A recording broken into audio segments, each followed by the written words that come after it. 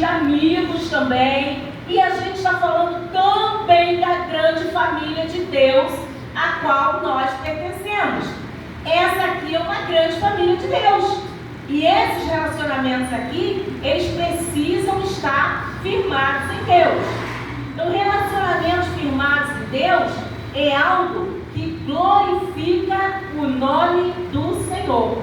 É algo que traz honra ao Senhor. É algo que testemunha aquilo que Deus faz em nós e através de nós. Esse texto que nós acabamos de ler é o Sermão do Monte. É uma das mensagens, maiores, em questão de tempo, assim, grandeza, assim, que nós vamos encontrar no Novo Testamento. Começa lá em Mateus 5 e vai terminar aqui, nesse finalzinho que nós acabamos de ler. E esse texto, o Sermão do Monte, até chegar aqui, nós vamos aprender com Jesus muitas coisas. O próprio Jesus vai ensinar. Ele vai ensinar a oração do Pai Nosso. Ele vai deixar como modelo para a gente, de como fazer a oração, como orar. E nessa oração ele vai nos ensinar acerca de perdão. Quando na oração nós vamos dizer: perdoai as nossas ofensas como nós perdoamos aquele que tem ofendido. Então ele nos ensina que se nós não perdoarmos, como queremos ser perdoados? Mas dentro também desse sermão, ele vai nos ensinar sobre humildade. Humildade não é aquela coisa simplória. Humildade é o contrário do orgulho, o orgulho, a gente fica soberbo, a gente fica de nariz em pé. O orgulho, a gente sabe tudo, a gente sempre sabe mais que todo mundo. A humildade não. A humildade, ela nos leva a reconhecer que nós podemos errar, que afinal de contas nós não somos tão bons assim. A humildade, ela vai reconhecer o valor do outro e vai reconhecer o meu valor, mas eu também posso melhorar. A humildade não dá lugar para vaidade, não dá lugar para soberba. E o Senhor vai ensinar acerca da humildade. Ele vai dizer que os humildes, ele vai dizer que os mansos herdarão o quê? O reino de Deus. E para fazer parte do reino de Deus, tem que ter essas características. Característica que é a humildade, que é o perdão, que é a mansidão, que é ser pacífico. Irmãos, precisamos ser pacíficos. A coisa está pegando fogo. Saber que se o irmão chegou, o fogo, o incêndio acaba na hora. Às vezes está uma fofocalhada, está uma falação, está uma coisa horrível. Mas aí chegou aquele irmão cheio da unção de Deus e pá, não fala mais não, porque o irmão chegou. Esse irmão não gosta de fofoca. Característica de cristão. Cristão pacífico, aquele que já anda com latão de gasolina para jogar, para incendiar. Cristão pacífico é aquele que é como água apagando um incêndio. É aquele que quando está todo mundo com uma palavra dura, ele vem com uma palavra branda, desviando o furor. É aquele cristão pacífico, é aquele que nem dá oportunidade para que a fofoquinha chegue até ele. Cristão pacífico é aquele que quando ele vê que alguém errou, ele vai agir como a Bíblia ensina. O que a Bíblia diz? Se o teu irmão foi pego em alguma situação errada, vá até ele, encaminhe ele com o espírito de mansidão. Converse com ele em amor, para que naquilo que ele errou você também não seja pego. Então o Senhor está ensinando todas essas coisas dentro desses capítulos 5, 6, 7. E aí quando chega no finalzinho, o Senhor vai falar para aquela multidão que ele está pregando. Ele vai falar para eles o seguinte: então, todas essas palavras, todo aquele que ouve essas minhas palavras quais? Essas que eu resumi aqui agora. e que no decorrer de todo o Sermão do Monte, o Senhor vem trabalhando e vem falando. Então, todos aqueles que ouvem e as pratica, assemelhá-lo-ei. Ou seja, o Senhor vai dizer para mim e para você que se nós praticarmos os ensinamentos dele, nós somos como aquele construtor que edificou a casa onde? Na rocha. E olha que bacana, não basta só ouvir. Nosso irmão Tiago 1, 24 a 25, é esse irmão da mídia.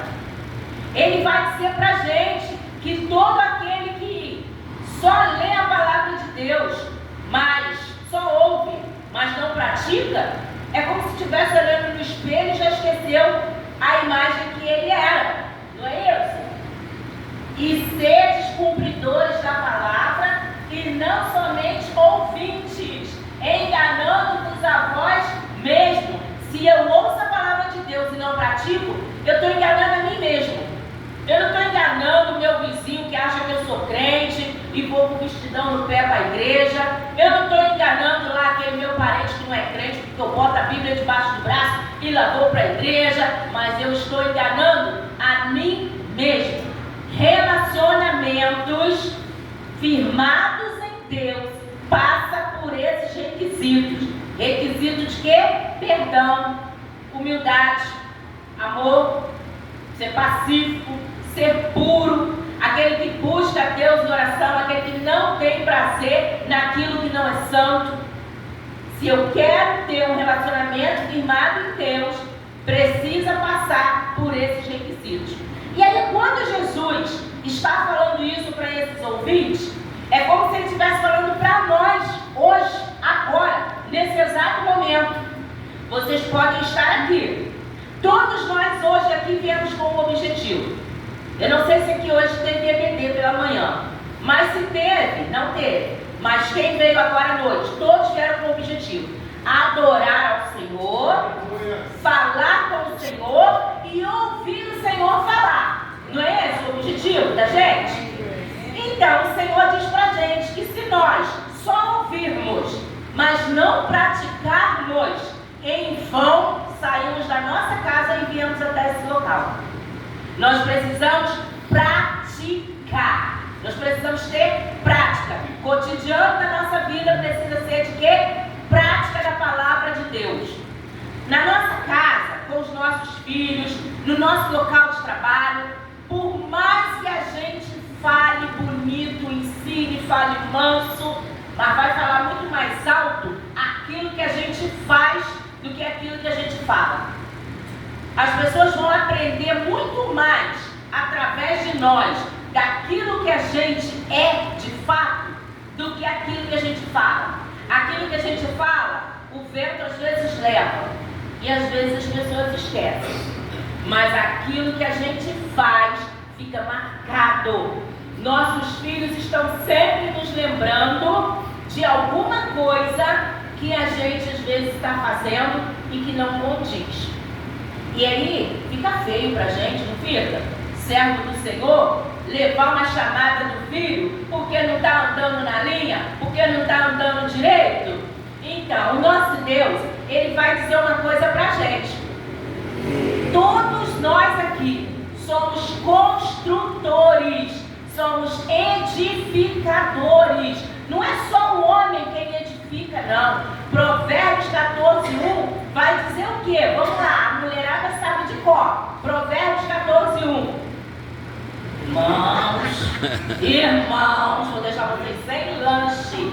Professora, quando pergunta, ela não responde, fica sem lanche. A mulher sabe. Vamos lá, todo mundo responder.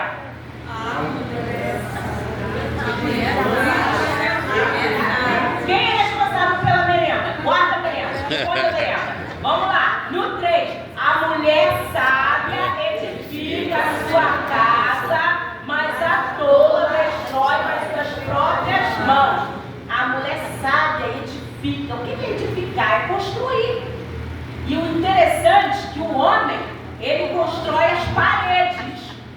O homem constrói as paredes. Ele constrói um prédio. A gente, então, nós somos edificadoras, construtoras dos nossos lares.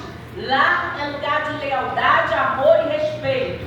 Guardem aí, lar, lealdade, amor e respeito. E o Senhor deu para nós essa lição. A mulher sábia edifica a sua casa. Não é para a gente pegar a pá lá no pedreiro e virar a massa, não. Se fizer, irmã, se você tem pique, fôlego para isso, glória a Deus, eu vou orar para a sua vida. Mas isso aí a gente pode deixar para eles. Mas edificar o nosso lar, ensinar com a prática do nosso cotidiano, para os nossos filhos, todos os dias, isso o Senhor me chama para fazer. Não que os nossos maridos não tenham que fazer, não, que tem sim. Eles precisam fazer com a parte deles que o Senhor coloca para eles fazerem. Mas o Senhor também nos dá essa honra, esse privilégio de sermos participantes, cooperadores do reino de Deus, preparando os nossos filhos para serem meninos e meninas que amam, que adoram e que servem ao Senhor. E aí, quando o Senhor está falando aí para os construtores, Ele vai falar para dois tipos de construtores. Ele vai falar para dois tipos de pedreiros. Ele vai falar para o pedreiro que constrói na areia e vai falar para o pedreiro que constrói na rocha. E sabe o que eu me apaixono cada vez mais quando eu leio a palavra de Deus? Porque o nosso Deus é um Deus organizado. É um Deus de planejamento. Ele não faz nada de qualquer jeito. Ele pensa antes, ele projeta antes, ele planeja antes. Aí vem a gente achando que sabe tudo e quer fazer de qualquer jeito.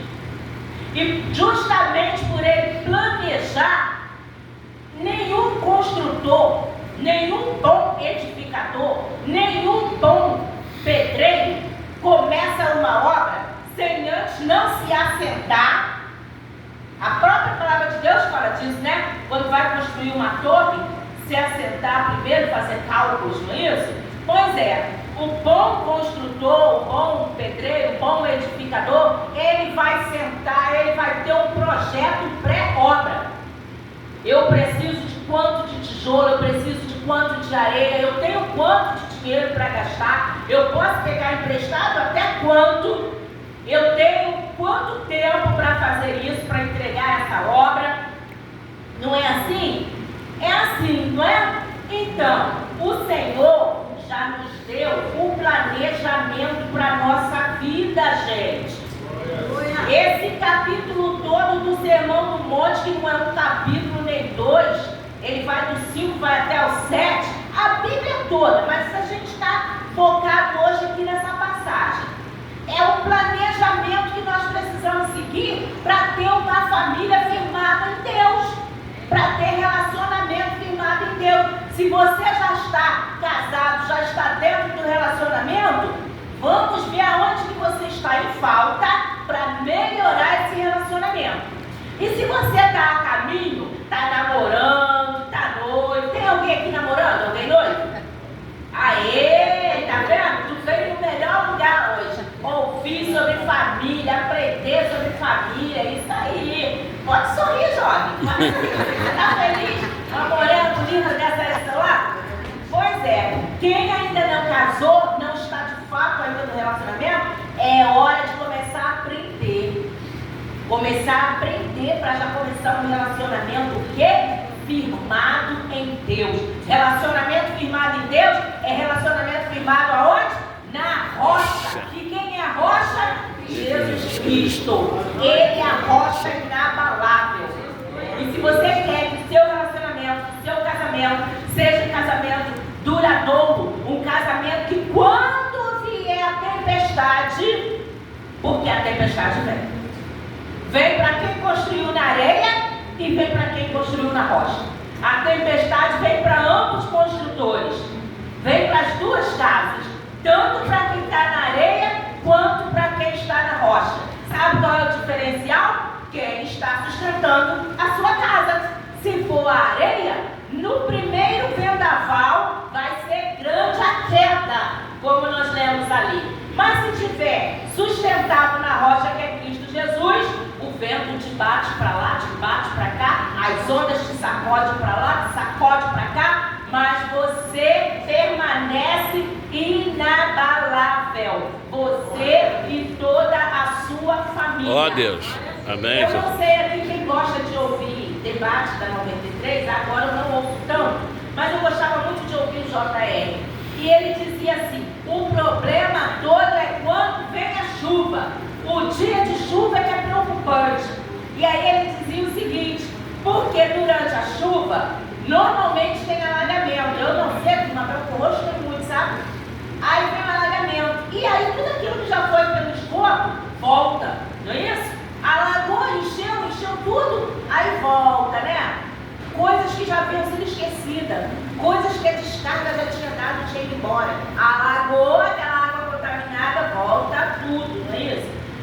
E ele fala isso pensando no seguinte: ele diz que às vezes a gente tem um relacionamento, uma amizade muito boa, e aí a gente é feliz, mas um belo dia não está mais feliz, acabou o relacionamento, o amigo vai para um lado, você vai para o outro, mas no dia da chuva, que ele quer dizer que é um dia mau, o dia que vocês brigaram, o dia que vocês se aborreceram, aí tudo aquilo que você falou, às vezes até confidenciando ao seu amigo, aquilo vem à tona. E às vezes traz vergonha, às vezes traz dores, às vezes traz dificuldade e às vezes deixa numa situação até difícil. É exatamente esse texto. É exatamente. O dia mau chega para todo mundo. Chega para quem está na rocha, chega para quem está na areia. E aí, se na sua casa você vive um perdão, se quando teu filho erra contigo, e quando ele chega para você, poxa pai, poxa mãe, me perdoa, você fala, filho, está perdoado.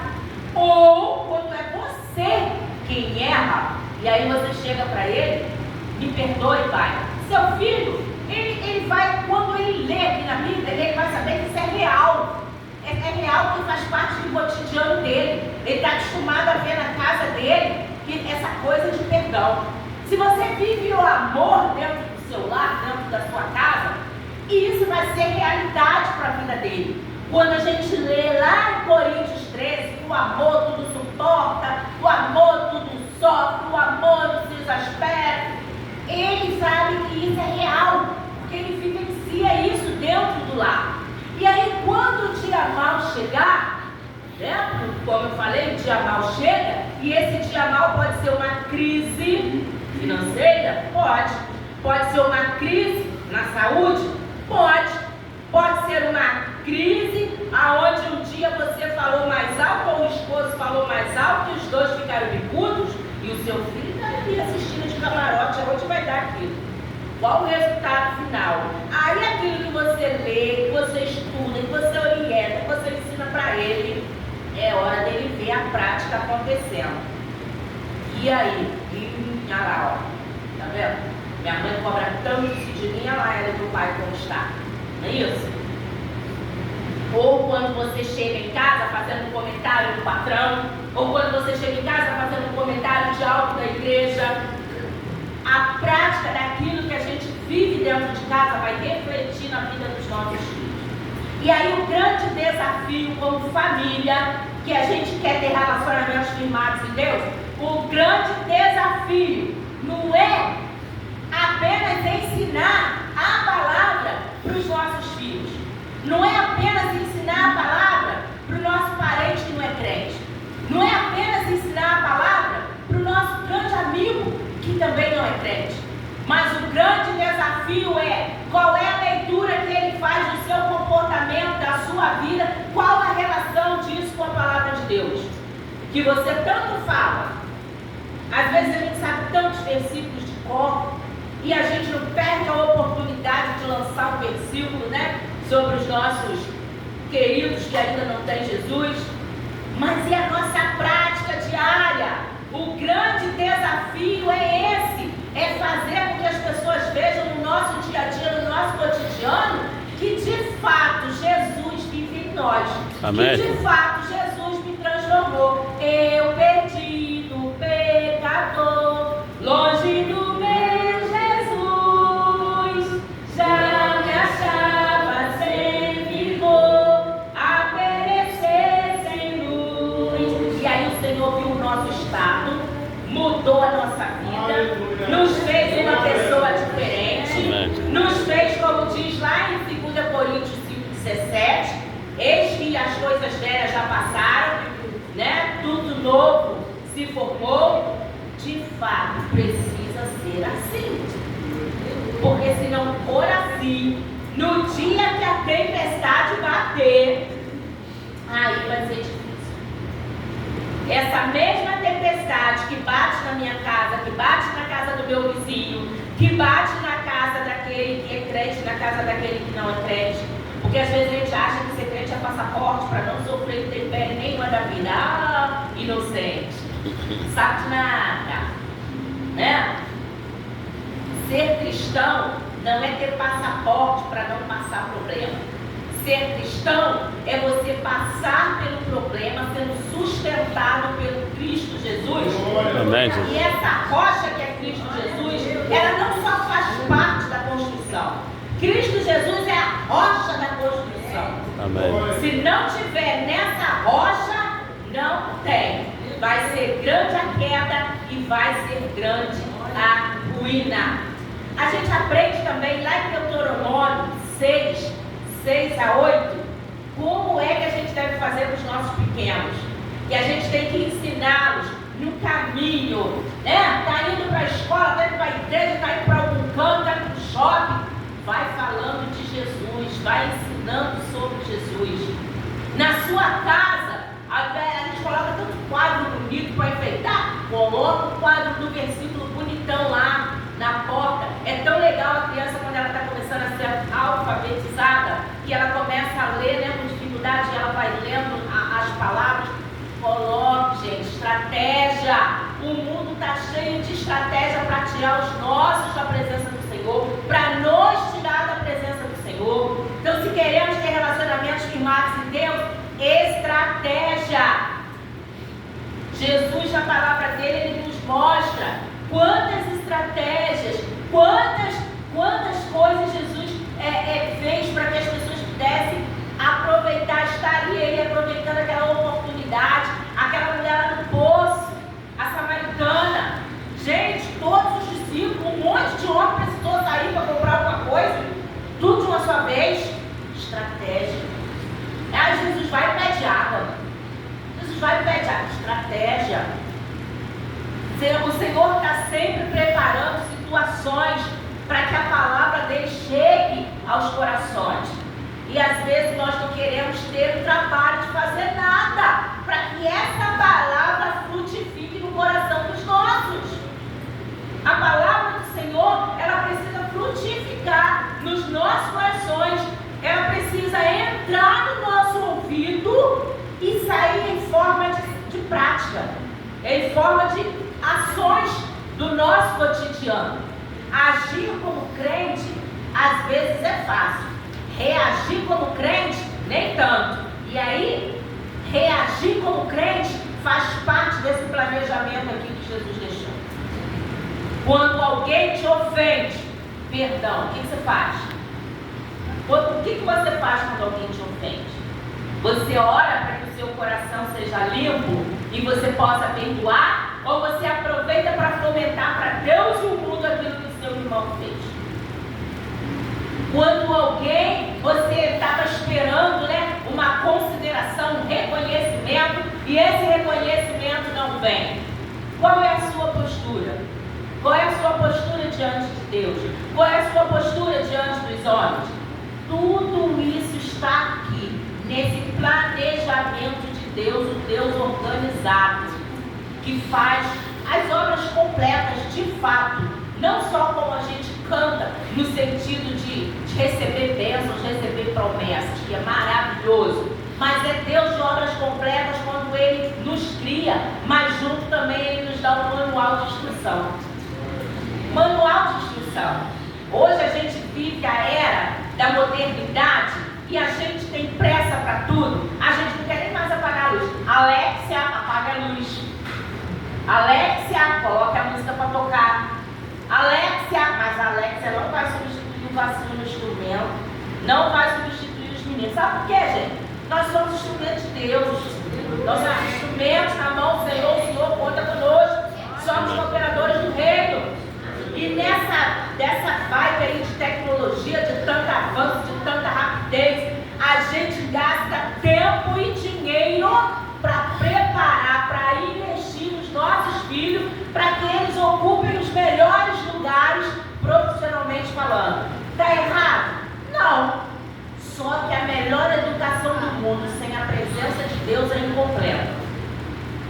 Tanto é que a gente todo dia se depara aí, ouvindo nas manchetes, né, nos noticiários, quantos homens que estão lá no poder, ocupando lugares maravilhosos, mas fazendo besteira, fazendo bobagem. Porque sobrou estudo, faltou presença de Deus. Se queremos ter relacionamentos firmados em Deus, precisamos preencher o tempo dos nossos com o estudo da palavra de Deus, com a presença de Deus. Como tem sido no seu lar a presença de Deus na sua casa? Como tem sido? Seu filho, como é que ele... Eu dou aula, né? Numa escola, e de vez em quando eu passo vergonha. Passo, porque aí quando eu estou ensinando alguma coisa, né? Eu sou professora de ensino religioso também, e aí eu abro a boca achando que todo mundo é cristão de fato. Ó tia, mas lá em casa não é assim não. Você vai com seu pai não é da igreja. É assim, é o pai da minha mulher.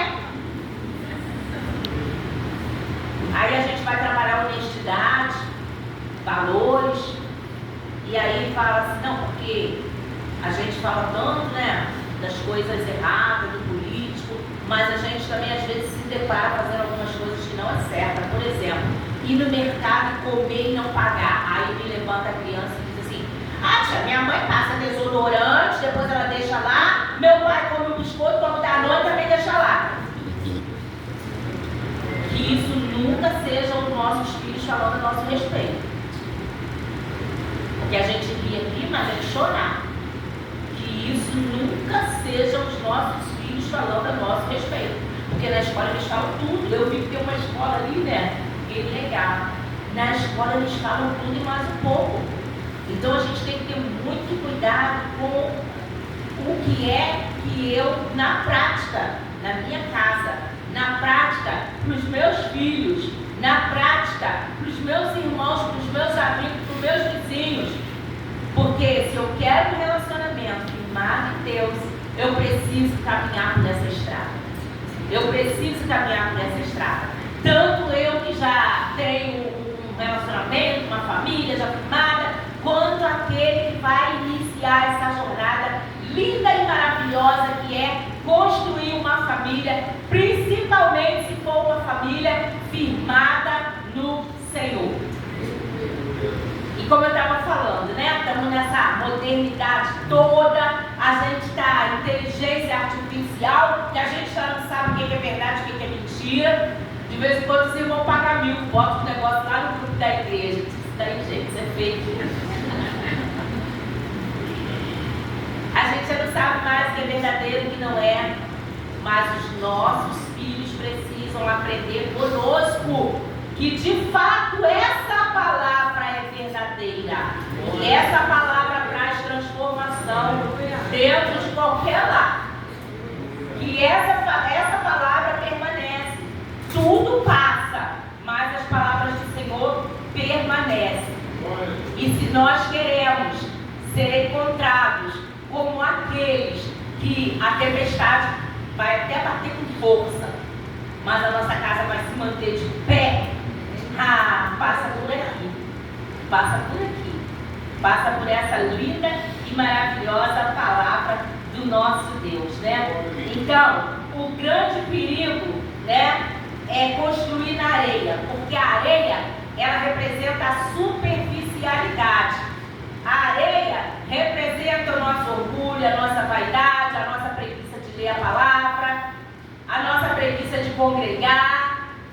Hoje a gente tem um número muito grande de desigrejados, a nossa preguiça de meditar naquilo que Deus está falando e a nossa preguiça de pôr em prática tudo aquilo que temos ouvido e que temos aprendido.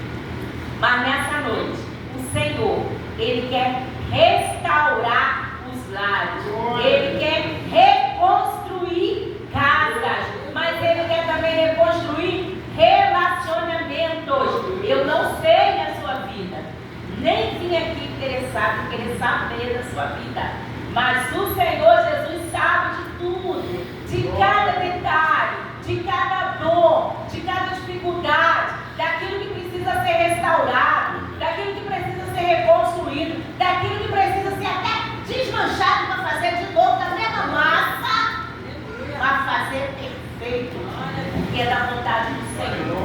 Deus não tem prazer que retrocedamos. Aquele que o Senhor chama, Ele não tem prazer que a gente retroceda, a gente volte para trás. Mas o Senhor te deu uma família. Deus tem prazer que você lute pela sua família. A gente falou aqui de projetos, de planos, de Deus organizar. Organize a sua vida. Organize, planeje, sonhe. Isso tudo é para nós. Abrir o mar é com Deus, marchar é conosco. E quando você está planejando, você está marchando. Agora, realizar o sonho, Deus, Ele abriu o mar, porque Ele pode realizar o seu sonho. Amém, Jesus. Então, se organize, planeje, sonhe, ore. Mantenha acesa a chama do casamento. Estão entendendo o que eu estou falando? Tem gente que acha que já viveu demais, que agora pode estar. Não! Você está vivo! Acorda! Aproveite a oportunidade que Deus está te dando. Seja bênção para sua esposa. Seja bênção para o seu esposo. Porque Deus nos dá o pão de cada dia. Agora o pão de cada noite é com a gente lá. Então, relacionamentos firmados em Deus. A Bíblia diz que para a alma estar cansada, ressequida, até o amargo lhe parece doce. Não deixe seu casamento ficar amargo. Não deixe que seu cônjuge fique ressequido, sede, que até o amargo pareça doce. Mas assuma, posicione-se. O Senhor te deu uma família. Vamos lá, gente. Bora, vamos aproveitar aquilo que Deus tem nos dado. Em todos os sentidos. Ame mais, sonhe mais, beije mais, abrace mais, diga mais eu te amo. Às vezes a gente fala eu te amo, né? Eu te amo, olhando nos olhos. Fala de verdade isso. Abraça, o abraço é a única coisa que não custa dinheiro nenhum. E quando você dá, você já recebe. Quando você abre os braços, assim a pessoa já tem os braços abertos para você. Então, que você aproveite esse mês da família para investir na sua família, não só esse mês, mas comece a partir de agora, investindo em Deus e investindo naquilo que for possível e naquilo que for preciso. Sente, converse, dialogue e não esqueça de orar juntos, gente. Não esqueça essa prática, orar juntos em família. É coisa muito boa, é muito saudável. Deus ama isso. Você não tem noção do quanto Deus pode fazer quando você e seu cônjuge, você e toda a sua família, dobram o joelho para orar pela família. Deus faz coisas grandiosas. Amém, Jesus. Então, nesse momento, eu quero convidar você a olhar lá para a sua vida, lá para a sua casa, lá para os seus relacionamentos e lembrar. Tá tudo bem? Vai tudo bem? Glorifica o Senhor. Mas tem alguma coisa que pode melhorar? Tem alguma coisa que pode consertar? Então vamos nesse momento apresentar isso diante do Senhor, porque o Senhor é aquele que faz tudo novo. Deus bendito, Deus maravilhoso. Aqui estamos nós, Pai, diante de Ti, com os corações agradecidos, Senhor, porque o Senhor se fez presente aqui nesse lugar, o Senhor está presente aqui nesse lugar. E o Senhor tem se feito presente nos nossos lares, na nossa família. Deus abençoa, Pai, cada família que é representada nessa noite. Deus entra